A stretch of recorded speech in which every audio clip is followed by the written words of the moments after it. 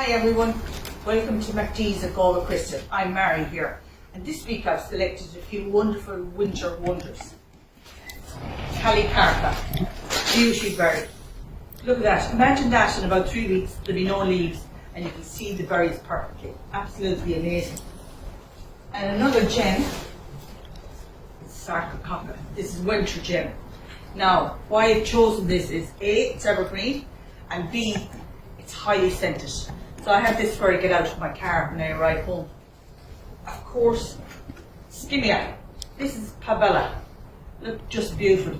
This flowers and berries nearly all year round. Absolutely amazing plant. And of course, Christmas wouldn't be Christmas without a Christmas rose. And this is a Helleborus. This is icebreaker mix. Look, it's just beautiful. All the flowers there ready to pop up and to flower all winter for me.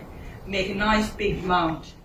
Add a little bit of colour to pots, etc., etc. You can't beat a few cyclamen. Thank you. Enjoy your winter garden.